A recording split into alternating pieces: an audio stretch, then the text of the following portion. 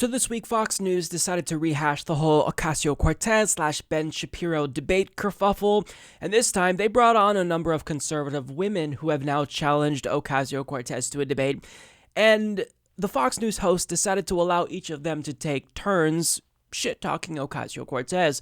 But before we get to the actual segment itself and discuss the substance, I can't not mention how they set up this segment, because look at the graphic that they used to open this segment when talking about Ocasio-Cortez. Democratic darling Alexandria Ocasio-Cortez has no problem touting her free-for-all socialist agenda to liberal outlets. But when Ben Shapiro offered her $10,000 to debate, she accused him of catcalling and refused. So what's her excuse now that conservative women are challenging her to the debate? It's almost as if Fox News has an agenda or something. Now look, for the supposedly self-proclaimed fair and balanced network, I'm fine with them using that segment, but if they still want to purport that they are in fact fair and balanced, then they should probably use this to open with any segments where they discuss our war criminal president, Donald Trump.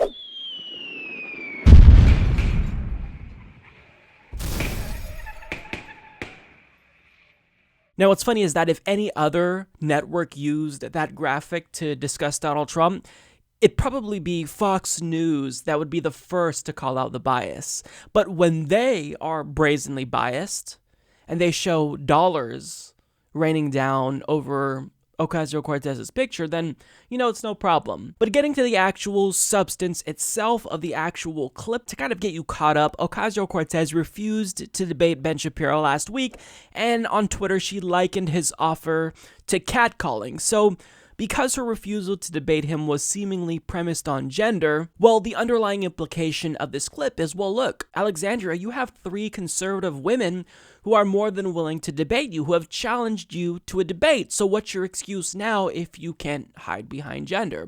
So that's the overall implication, and one by one, each of these women discuss why they think Ocasio-Cortez doesn't want to debate them. And this is how that went. Candace, I'll start with you because you were offering her $100,000 to a charity of her choice, thanks to people who have contributed to Turning Point USA. Did you ever hear from her? I did not hear from her, and this is not the first time that she's declined to debate me. She ignored a TV station which came forward and said that they would actually sponsor a conversation between the two of us, and I think that this indicates that she doesn't understand the platform upon which she stands for.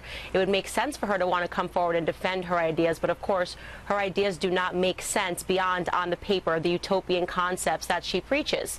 So it's unfortunate, but I'm not surprised whatsoever. Kaya, I know you asked her to debate her. You put on Twitter, can I please debate you? Did you ever hear from her? Not a penny, not a word. And I want her to debate at Politicon. Politicon is going to be an open platform, very non-biased. So I was hoping that she would have responded, but nothing. Why do you think she didn't?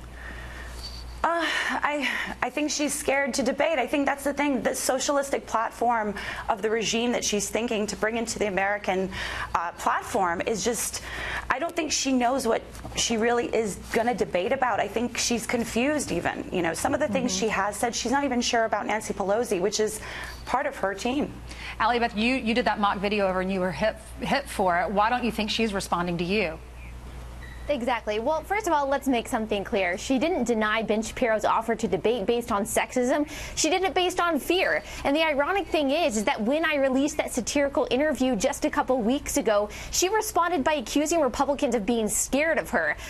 Well, considering that she has ignored or denied all requests from conservative men and women to have a conversation about the pros and cons of socialism, I would say that it's not us that is scared of her, it is she that is scared of us. Now, embedded in everything that they said was this condescending undertone that they're smarter than Ocasio-Cortez, and the reason why Ocasio-Cortez doesn't want to debate them is because she just can't possibly compete with their intellect.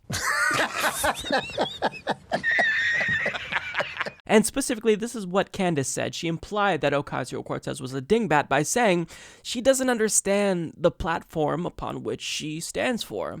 Well, neither do you. If you want to pretend to be this intellect, Candace, then maybe you should actually memorize the talking points that your right-wing funders have given to you. The vast majority, 87% of scientists, said that human activity is driving global warming, yet only half the American public ascribe to that view. So, well, what website is 87%, and this is Scientific American. Yeah. Yeah, .com though, like 'cause that means it's making money. I don't trust that. If it was a .org, I would probably take that. But this is just a random website, and I don't Scientific trust American is not necessarily a random website. I don't believe this like at all. Just so you know. You don't believe it like at all? Well, since you couldn't perfectly recite the right-wing talking points on climate change that right-wing oligarchs like Dennis Prager gave to you, maybe you don't understand the platform that you stand for as well, Candace. But of course, it's only Ocasio-Cortez that's in the wrong here, and they're in the right, and really, I think that these are all opportunistic individuals who are trying to use Ocasio-Cortez, because she's very famous, to boost their own careers. Now, another thing that Candace said, which was pretty dim-witted, to be frank, not to be a dick, but it was pretty dim-witted. She states, her ideas do not make sense beyond, on the paper, the utopian concepts that she preaches. Utopian concepts that Alexandria Ocasio-Cortez preaches. Okay, let's look at these, quote, utopian concepts here. She stands for Medicare for all. Wow, what a crazy fucking utopian idea. It's not like every other modern industrialized country has some form of a healthcare guarantee, but I mean, to Candace Owens, this is a utopian idea. Yeah, of course, if you only live in a world where the United States is the only country in existence and you don't acknowledge other countries and what they're doing, sure, maybe it's utopian. But let's look at some of the other utopian ideas that Ocasio-Cortez is talking about. We see solidarity with Puerto Rico, supporting women's rights, and LGBTQ equality. I mean, wow, supporting seniors. These are all such crazy ideas. I don't know how Ocasio-Cortez can possibly defend them because they're so utopian. I mean, do you understand how naive you sound? You sound like someone who's completely ignorant to the world. If you just look north to our neighbors in Canada, guess what?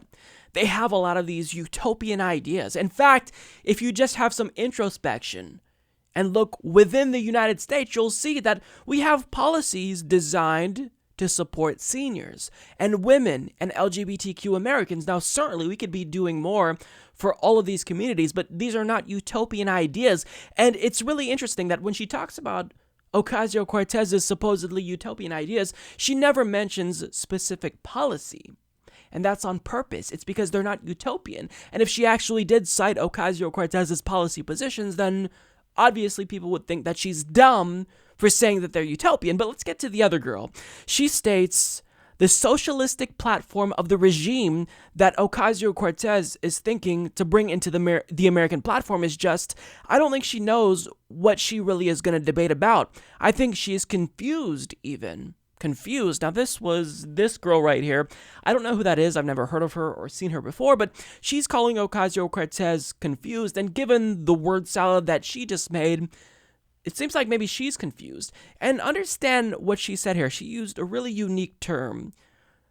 The regime that Ocasio-Cortez is trying to bring to the U.S.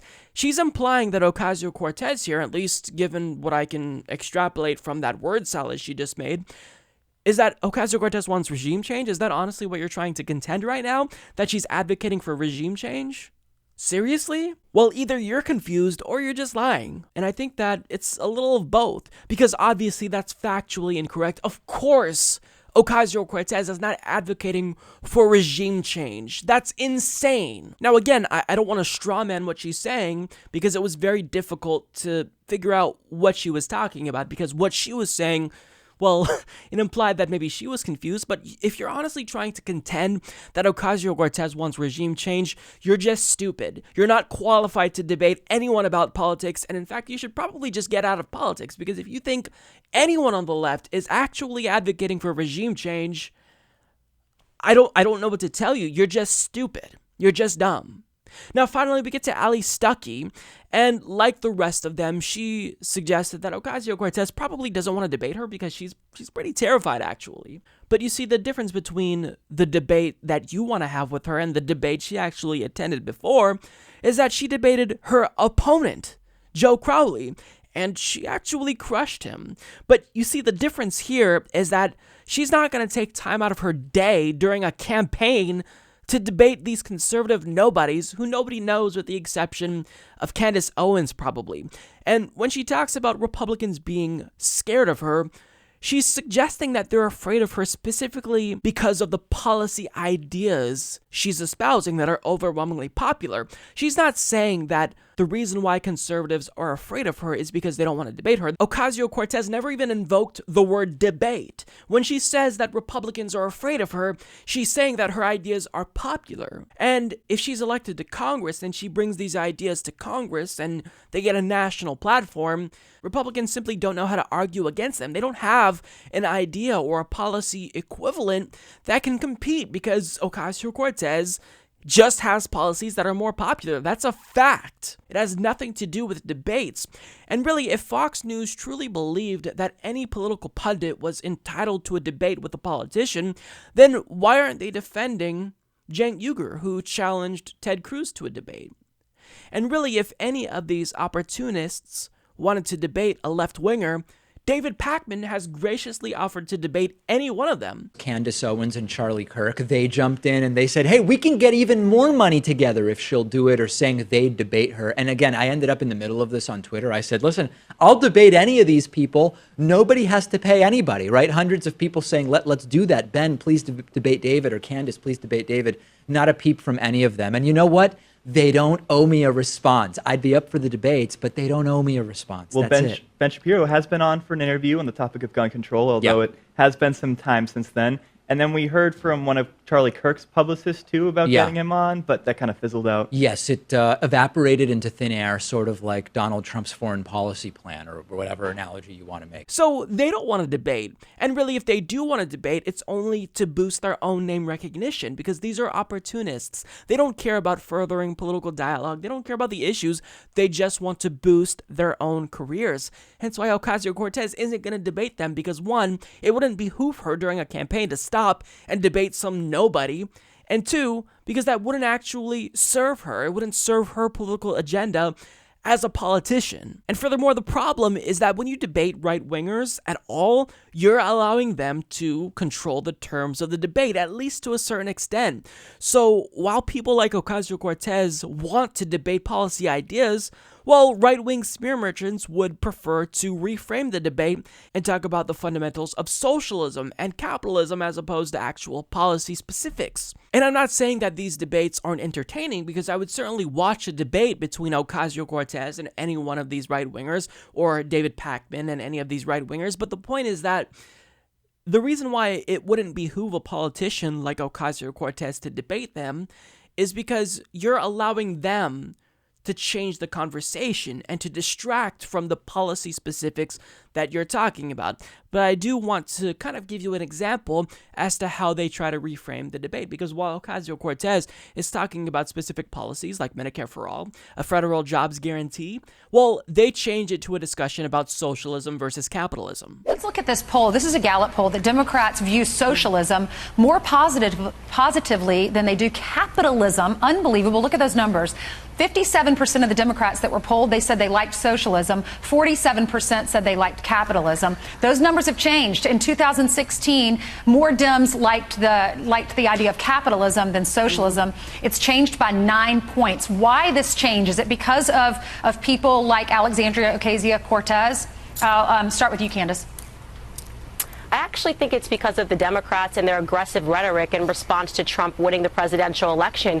They're going to have to contend with this. The more moderate Democrats, which I think is what Nancy Pelosi and Maxine Waters actually are, have been using aggressive rhetoric, accusing everybody of sexism and of racism. And what has been born of this aggressive rhetoric is this extreme left platform which wants to create a utopian society. A utopian society which believes that money can grow on trees, which of course we know it can't. Socialism has killed 100 million people in the last 100 years. So first of all, I'm someone who has maintained that we should probably not focus on the isms, because when you try to convince Americans that a particular ism or political ideology or philosophy is best for them, well, you're inevitably going to muddy the waters. That's a lot more difficult to sell someone on than just talking about policies that will have a tangible impact on their lives, like Medicare for all. So I don't even like the way that they frame this. But when it comes to the favorability of socialism increasing among Democratic Party voters, this is what Candace Owens thinks is behind the increasing popularity of socialism. Quote, "I actually think it's because of the Democrats and their aggressive rhetoric in response to Trump winning the presidential election." What you just said is one of the most insanely idiotic things I have ever heard. That doesn't even make sense. The Democratic Party's aggressive rhetoric is driving support for socialism? What? I don't see how that's correlated at all. In fact, the Democratic Party leadership, like Nancy Pelosi, they've unequivocally stated that they're not socialists, and in fact, they're capitalists. So I don't understand why she thinks that rhetoric in any way, shape, or form with regard to Donald Trump is driving support for socialism, but maybe the reason why slowly but surely people are starting to turn away from capitalism is because capitalism is a killer. It's failed them. The top 1% controls 39% of our country's wealth. Workers' wages are stagnant, while oligarchs like Jeff Bezos are worth $150 billion. People are dying and having to resort to GoFundMe in order to pay for healthcare, while these health insurance companies are making record profits. Capitalism has even creeped into our democratic process. I mean, look at Citizens United and what type of political landscape that created. I mean, those with the most money literally now influence policy outcomes, while average Americans have absolutely no say when it comes to policies with majority support, like Medicare for all and a federal jobs guarantee. And really, without allowing them to reframe the discussion, let's really get to brass tacks when it comes to what Ocasio-Cortez is talking about. All she's opting for is not regime change, contrary to what they're trying to imply here. All she's saying is, hey, guess what? Maybe it's the case that we should try to adopt more social-oriented policies like Scandinavia. That's it. That's all that she's advocating for. But what do they call advocacy for more public programs like we see in Scandinavia? Well, Candace Owens at least characterizes that argument as her wanting to create, quote, a utopian society which believes money can grow on trees. Well, Candace, in a capitalist society with the war economy, it seems like money does in fact grow on trees when it comes to things like war and death and destruction. So if money can grow on trees for war, why can't we find money for things that actually help the American people? Why is it such an absurd idea that our tax dollars actually benefit us and not just benefit defense contractors within the military-industrial complex? But speaking of death and destruction, this is what Candace Owens says about socialism.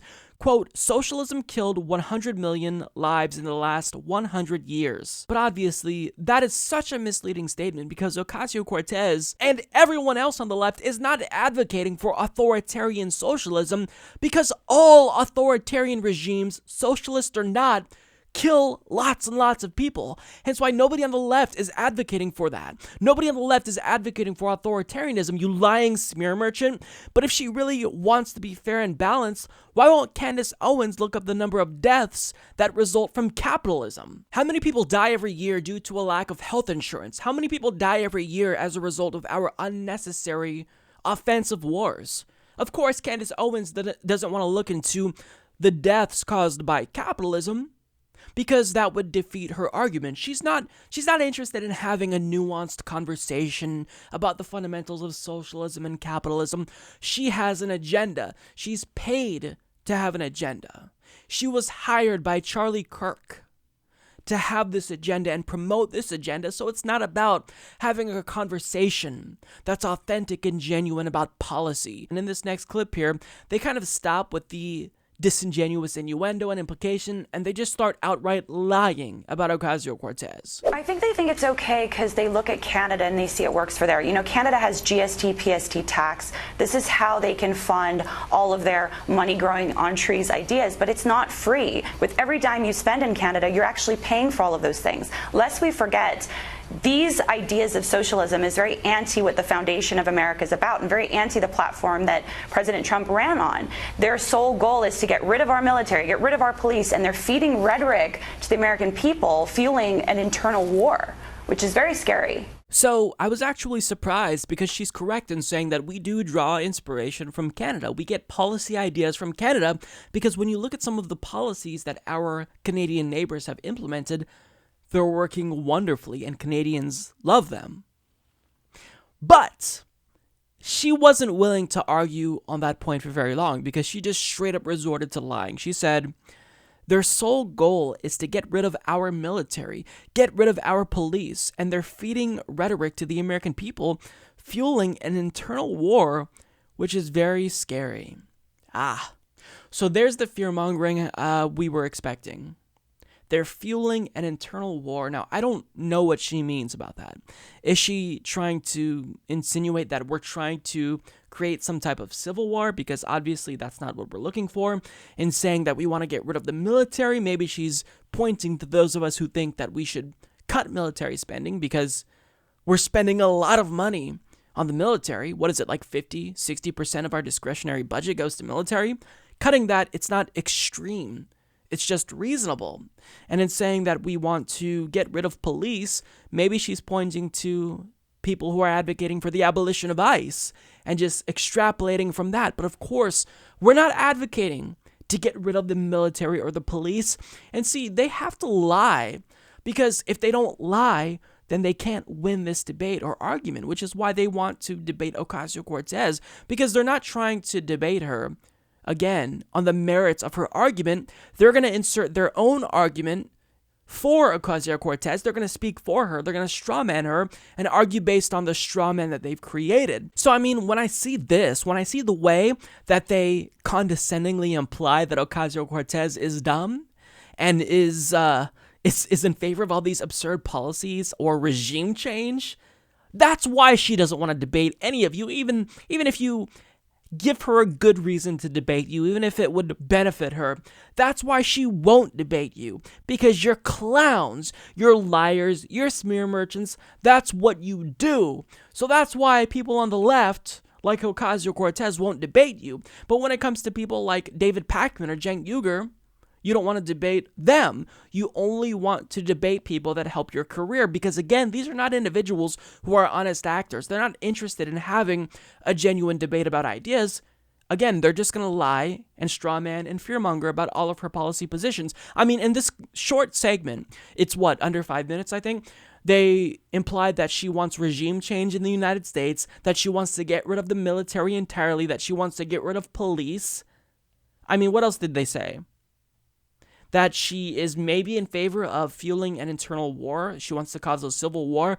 I mean, these are lunatics. This is just shameful. It's right-wing propaganda. I don't know how they sleep at night, given how much they lie about their political opponents, and it really shows just how weak their own political ideology is, because they have to make shit up about what we believe and Ocasio-Cortez believes, and it's just pathetic. These are individuals who are completely pathetic, and they should be ashamed of themselves. Of course, Ocasio-Cortez doesn't want to debate you. Nobody should want to debate you, because if we debate you, that implies that we take you seriously, when we don't. Support this podcast by becoming a patron at patreon.com/Humanist Report.